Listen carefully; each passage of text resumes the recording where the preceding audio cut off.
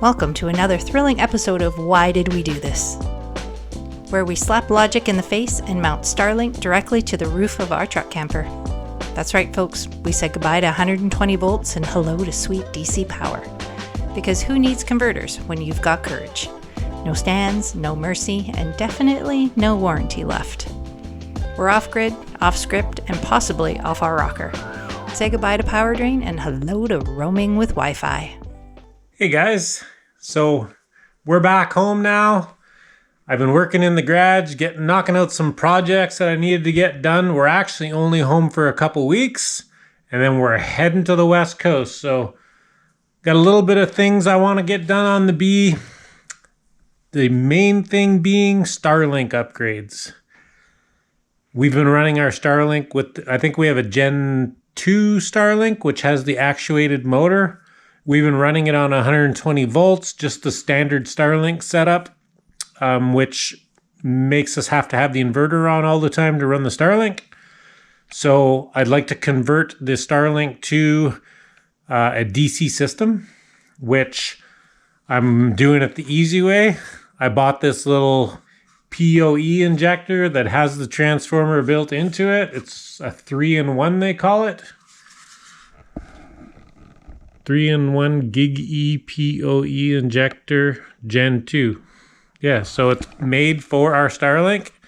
It actually has a port for the Starlink cable that comes from the dish, so you don't need to adapt it over to a regular Cat 5 or 6 or whatever cable people convert them over to.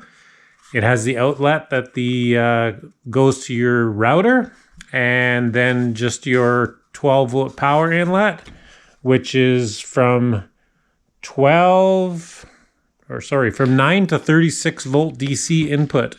And then it brings it up to the 48 or 52 volt or whatever it is that the Starlink needs to run the dish.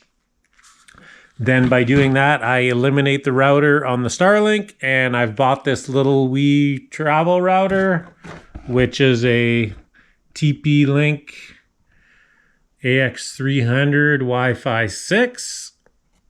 It wasn't too expensive, and it seemed a little faster than some of them. I think it was maybe $100. I think this was about 70 some bucks, all Canadian stuff on Amazon. The router powers off a regular USB-C power supply, and then I'll just add a little USB outlet where I'm going to mount this, so I can hook that in with the cable that comes with it, and then I won't use the 120 volt adapter.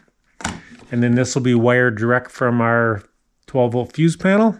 I think I'm going to put these in the closet, and then I just need to get a way to run the wire up on the roof, because I would like to permanently mount the Starlink rather than having to take it up and put it down all the time and not have internet while we're driving. I'm hoping to permanently mount it on the roof, have Starlink all the time running on 12 volts. So we'll see how that goes.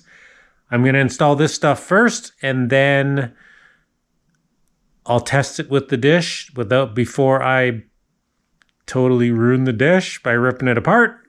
But I'll get this stuff in, make sure everything works as normal. If so, I'm going to separate the dish, remove the actuator, build a mount box for it, and put it up on the roof. I know you can buy mount boxes, but they're really expensive. I think they're like $300. So I'll make something myself, and then we'll get that mounted on the roof, and hopefully all works out and we have internet for our trip out west. So follow along. I'll show you what I do, and then we'll see if it works.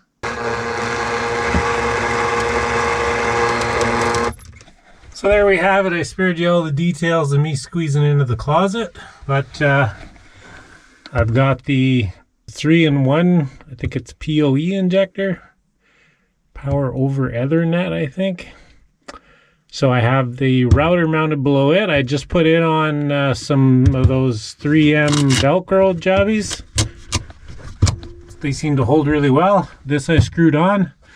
I ran a 12 volt feed right from the fuse panel below that's in the battery box. I'll show you that in a minute.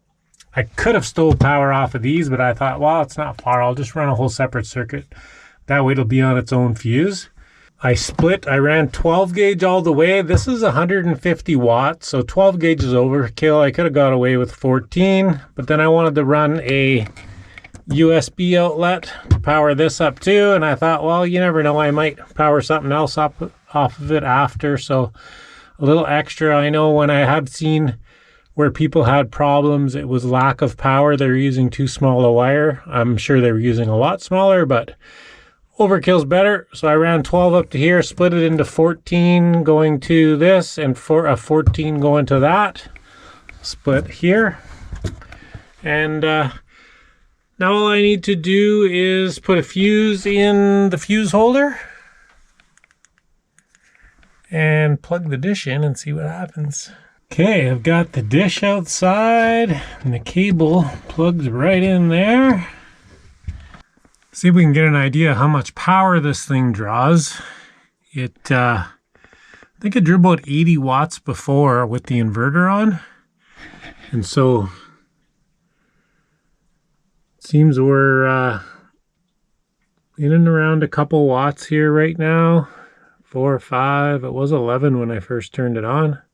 Not sure what's using power right now. I guess the monitor, the CO2 monitor a little bit. Okay, we're going to say 10-ish watts with nothing turned on, or with this not turned on.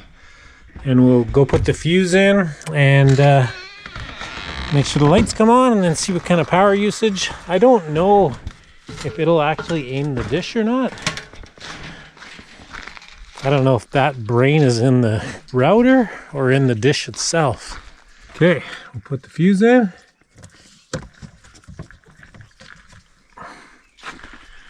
We'll see what's going on inside. 0 watts. Maybe we need to turn the router on. Oh, so the PoE is on. My little outlet is reading 13.7 volts. I'll have to see if that router needs to be turned on. Oh, there we go. Things are happening.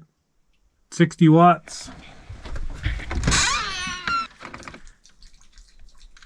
I think the dish went flatter. I should have paid attention to what angle it was at before. Seems to be jumping around. Back down to 10. Okay, power test. Disregard the last ones I did because I had the solar panels turned on, so they were canceling out any usage. So now I have nothing coming in.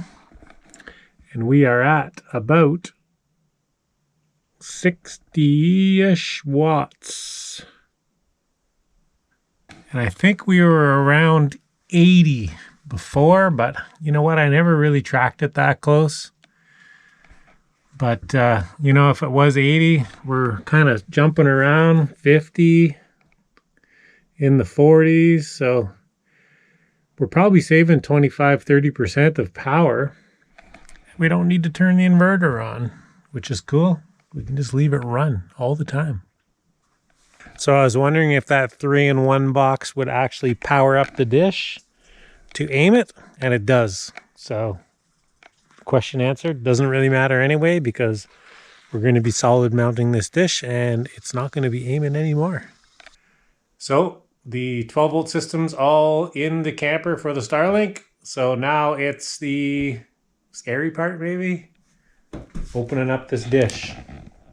So we gotta get this mechanism out, disable the electrics, and build something to flat mount it low on the roof. So I've seen where people cut the backs out, which I'm not really too keen on that. And then I've seen some recently where people go around the seam here.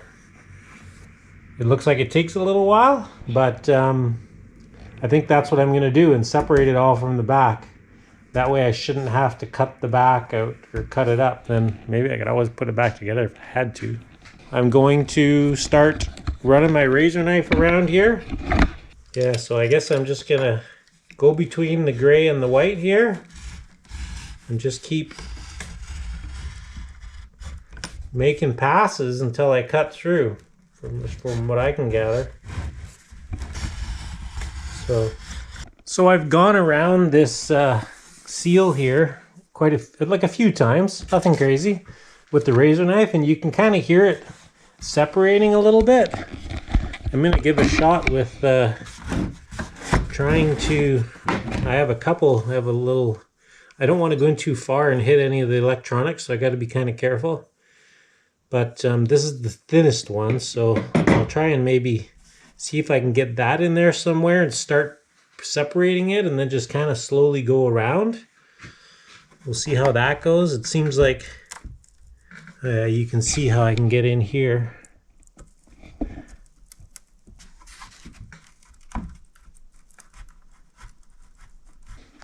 So I've gone around and I have it kind of separating everywhere. I haven't really tried pulling anything apart yet, so let's see. Look at that. That was actually really easy. I might have worked on that for, I don't know, between 5 and 10 minutes, maybe, not very long. A little bit of cutting and a little bit of prying. We can unplug these things. Yeah, we just have a squeeze release. There we go. One Starlink panel. As far as this goes, I don't need to run the actuator anymore, but I do need to get the cable out so I can hook it up to the Starlink cord. So I need to get this thing separated and then fish this cable out of the arm. Okay, so now I'm going to need to get the wire out. I'm just sticking my pry bar in under this bonded piece. It's a little tough to get moving, and then it seems now that it's moving, it's not bad. There it is. So that's the not sealed part. It's all vented in there. The cavity that the actual dish is in is a sealed area between this and the dish. So we had a good seal around there, and it's not vented. So I'm going to want to seal my dish well into whatever I come up with to mount it in. So now I need to get the wire out, which is this one. You can see the little plug is just power to the motors. So this is the one I need to get through. I did start separating on the other side. What I did is I knocked a really thin file. I don't know if you can see it there. Really thin file. I slid it down the back where that little catch is that holds it into the mount, just to hold it away. Then I stuck another small screwdriver in under there and pried it up. It actually came out pretty easy once I got this file in here.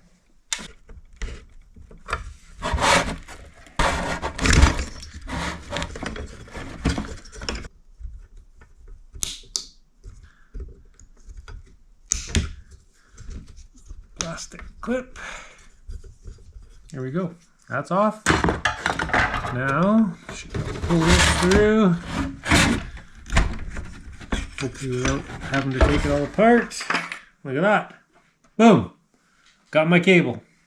Don't need this anymore. We just saved some weight from the rig. Marianne can collect more seashells and pine cones. So there we have it. The Starlink panel. Cable attached. Okay. Let's figure out what we're going to do for a mount.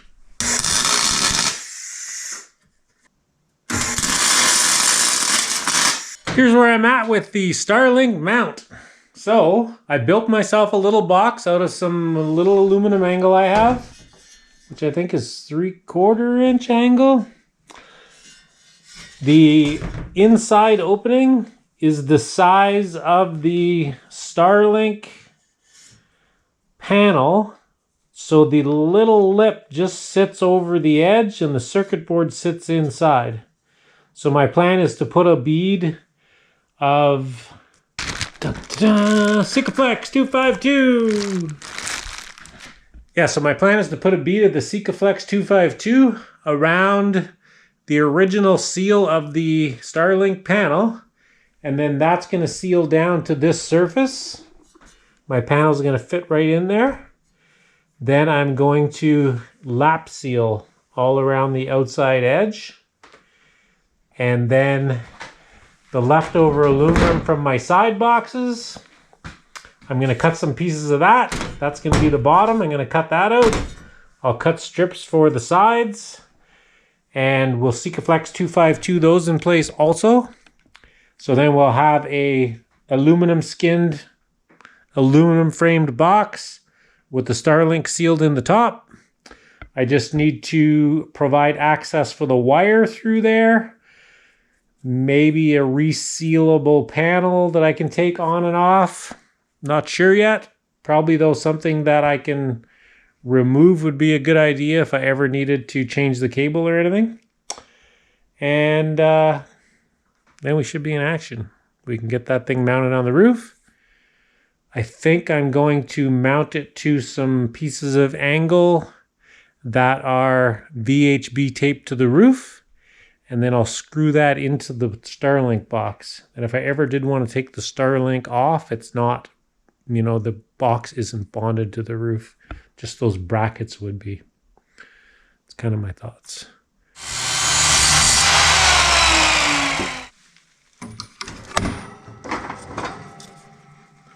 What?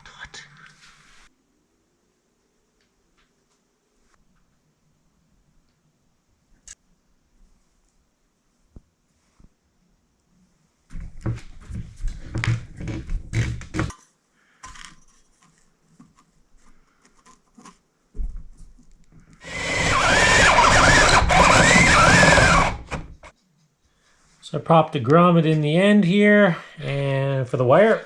And now to goop up this panel and stick it on.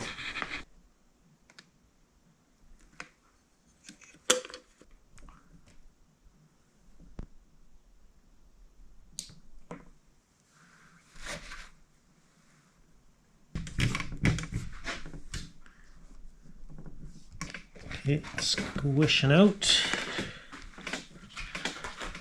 Move around. So I'll let that dry and then I'll just trim off the little bit of excess sticking up and then do a nice maybe lap sealant all the way around there. And I'm going to use some caulking that I have. I got a part tube of flex paste, super strong, flexible rubber. I'll do the seams on all this now. Maybe I'll just flip it over and do all those seams, put some tape so I can do a neat job and get those seams all sealed up, even though they should be pretty sealed, but they'll be double sealed.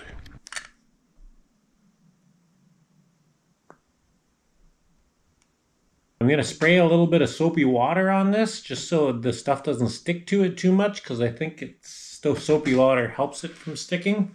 So I'm going to spray that a bit and give it a try, see what happens.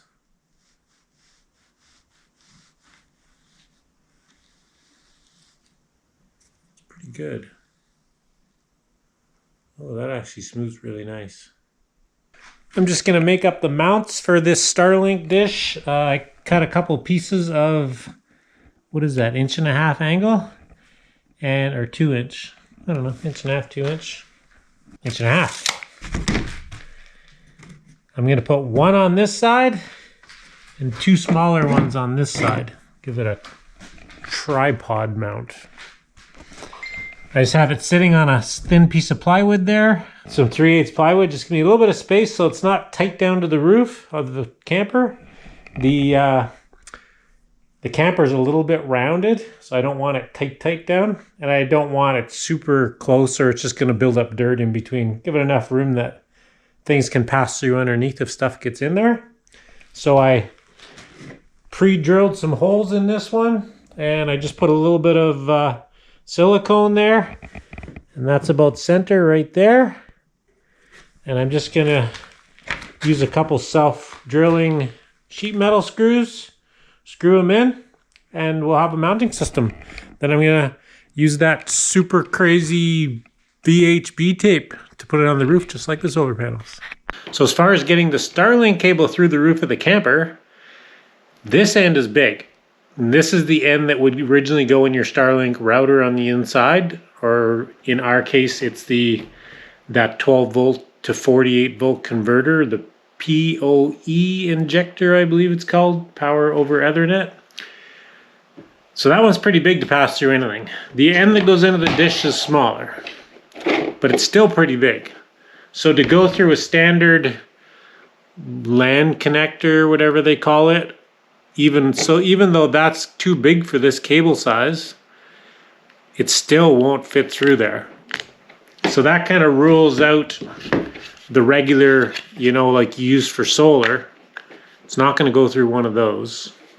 I could go to a grommet, just put a grommet in the roof and my cable comes up through it, but then it's chance for leakage being close to the roof like that. So what I've come up with is a conduit box.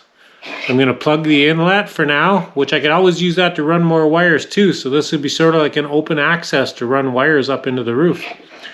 You know, I could put a LAN connector there or something and run more wires in through there.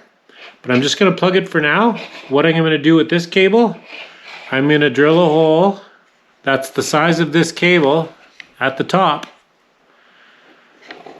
So that cable can sit flush with the top surface. Then I'll do a bit of silicone and put the cap on. That way, my surface, if it ever was compromised, where the cable sits, if that was ever compromised and did leak, it's not at roof level. So leakage would be minimal. If it ever did leak, I don't think it will. So I'm going to drill that. I'll probably put a piece of steel plate here, drill a hole close to the top, so my cable can just kind of pop in there, and then lid goes on with some silicone.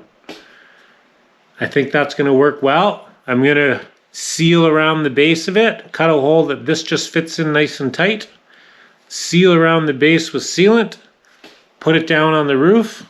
I'll put a screw in on the inside to hold it down to the roof, and then I'll lap seal all around the outside. So that'll be good and sealed. So I think that's going to be a good solution.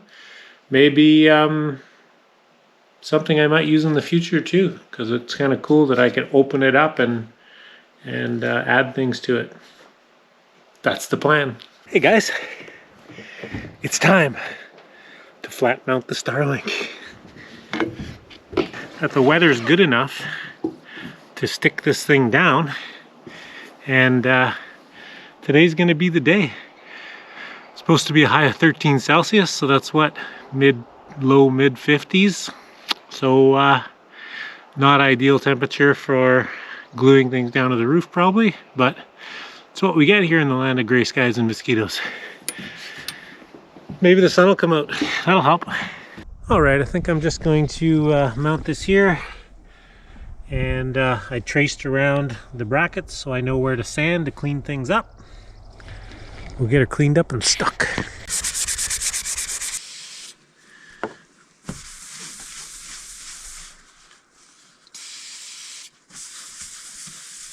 Down again, remark my spots.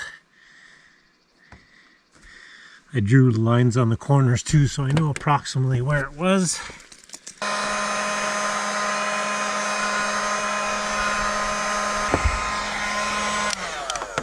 I'll get back to that. The other thing I want to do, I've already siliconed these brackets to the box, so I don't really want to take them off again. And I can't really lap seal in behind. So what I'm going to do is put a bead along the back and just count on it drooping down to seal to the roof.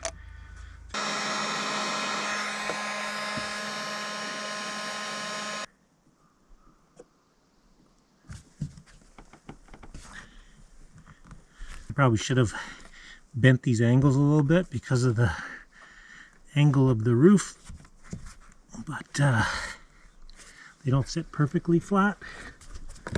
But I got pretty good faith in this tape. Warm up the brackets a bit so they can hold some heat while everything cures.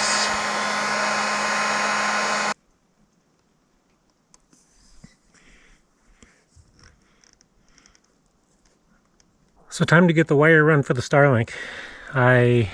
This is where my wires go down for my solar array, but I'd like to get this a little bit more into the corner of the closet. So I drilled up from the inside, which is probably a little to the edge of the camper to sit nice, but it doesn't really matter.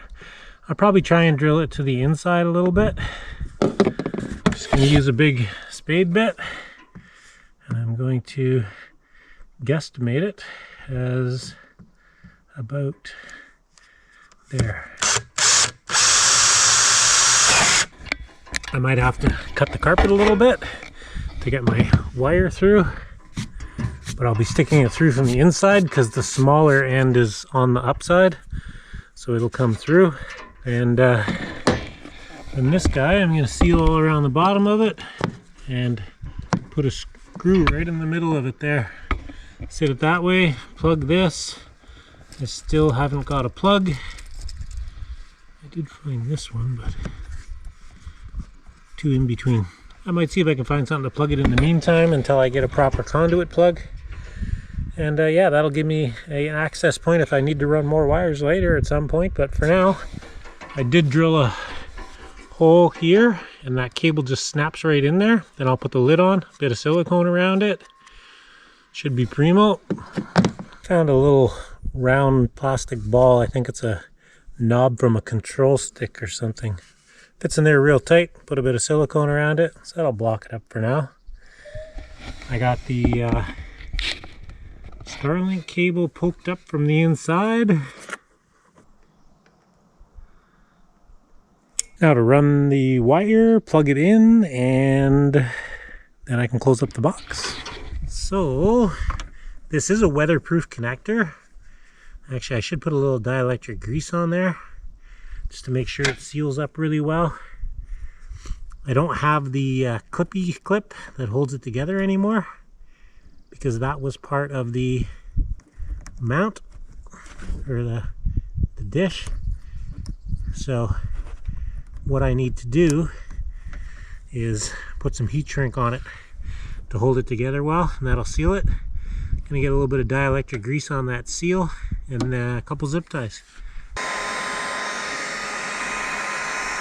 So I have this Starlink wire zip tied to the wire for the panels here, but I don't really like the way it runs across here with this connector with no clip on it. I know the heat shrink's gonna hold good, but I'd like a little bit more insurance. So I think I'm going to drill a hole through this panel so I can zip tie it to the panel frame.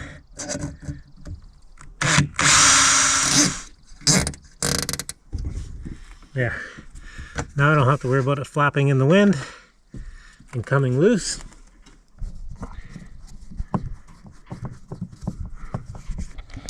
Now we just need to go inside, tidy up the wires, because there's a lot of wire in there. I don't know what they are, 50 feet, these Starlink cables or something, so I really had no way to shorten it. I could, I guess, but you'd be cutting in and splicing and stuff, and yeah, I don't even want to get into that. I don't want to have an issue with it. We'll keep it factory if we can, and I'll just bundle it up and put it neatly in the closet.